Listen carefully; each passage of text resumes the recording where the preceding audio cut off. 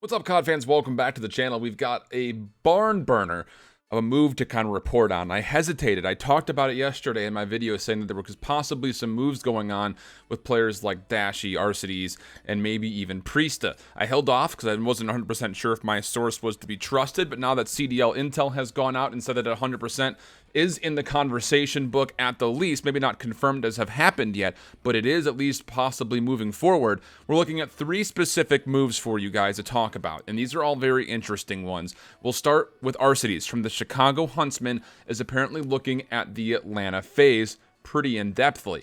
Very interesting move, considering that the Atlanta FaZe just finished 2nd overall in the 2020 season, and you thought for sure out of the 5 players they had, you've got 4 very solid ones to go into the 4v4 a year, maybe not expecting to see a move happen in full. So now all of a sudden, with Arcitys in talks to potentially join the Atlanta FaZe, that means that Chicago is very well going to be looking for some moves, considering the fact that Arcitys is gone, Priestahh probably also to follow. But then as well, for Atlanta, you're going to have to make a couple of moves as well. So at the moment, we're looking at Arcitys to potentially be going to the Atlanta FaZe. This is not 100% confirmed. The rumor, though, is starting to build a lot of traction as if it is going to happen in the next couple of days. So keep your eyes out for that one. And this is not bad at all. It seems a little bit strange because it is one powerhouse team moving to another powerhouse team. But for Arcitys, he finished the year with a 1.07 overall KD, doing very well in the hard points specifically, in which he had a 1.09. But the bigger thing about Arcitys is the fact that as a main AR player,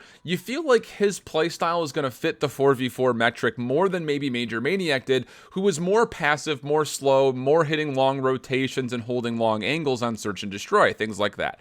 So this makes sense, I think, for the Atlanta FaZe to want to make a move for a main AR. It just seems surprising that they're able to get Arcitys from the Chicago Huntsman. And maybe that's to be expected because who are the Chicago Huntsmen going to get? Apparently it's going to be Dashy.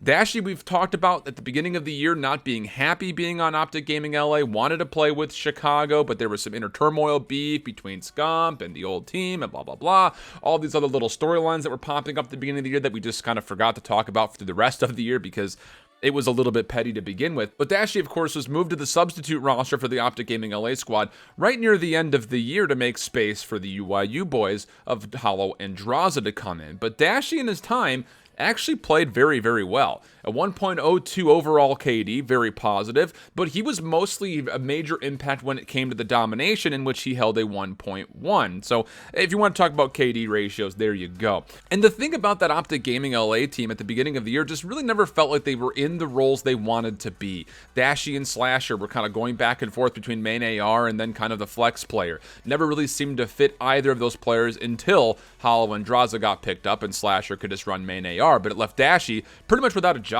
That's essentially the role that he wanted to fill. So now with him going to Chicago, it seems like that is the playstyle that he wants to hold on to, more of a main AR playstyle, which of course it's kind of hard to get a full read because when he was playing with the Optic Gaming squad back in Black Ops 4, he was primarily running the Maddox, so not really the ICR, but of course not also an SMG SOG, so it's kind of hard to explain between the two. So that's what we're looking at as far as Dashy going to Chicago to maybe exactly fill in Arcitys' spot. The weird part about this is it doesn't feel like a one-for-one trade, right? Like, Arcitys going to Atlanta and Dashy going to Chicago, it doesn't really feel like, if you're just looking at Modern Warfare, that Dashy would fill Arcitys' role completely.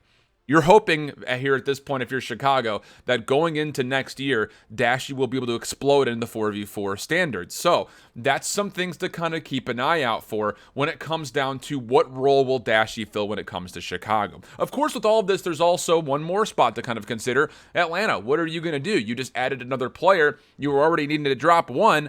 Well, how about this? Priestah apparently will be joining Optic Gaming LA. So a little bit of a circle happening here between these 3 squads. And this would mean that Priestah would be playing with his old teammates in Slasher and Kenny, or Quavo as he's been going as throughout the Modern Warfare year. So it seems like going across all 3 of these teams, a bit of reuniting going on between all of them. Where for Atlanta, currently you still have players like Abizi and Simp that could be playing with Arcitys next year. For Optic Gaming LA, you obviously have Priestah with Slasher and Quavo, like we just mentioned. And then for Dashy, you're going to Chicago, where you'd be playing again with players like Scump. So there's a lot of reuniting happening in these moves. There's still a lot that has to happen, though, for each of these 3 squads before we really get there. Draza, Hollow, you've got Major Maniac, you've got a lot of different considerations for each of these teams that you still have to get down to 4 set players. And while we're on the topic of how many players each team can keep, it also has been established that the substitute limit will be at least a minimum of 5 players. So you have to carry only 1 substitute, which means that there's going to be a lot of players that are going to be on the outside looking in, not just from who just previously started, but also players that were on the bench. So a lot of things to kind of keep in mind when it comes to what happens for 2021. Coming up next, we'll be doing a video talking over the Toronto Ultra as they have pretty much solidified their entire roster and what will be happening for the rest of the teams that we've heard absolutely nothing about. So if you're looking for more off-season news and Rostermania stuff, make sure you subscribe right here to the channel. And until the next video, hope you keep holding it down. Later. Bye-bye.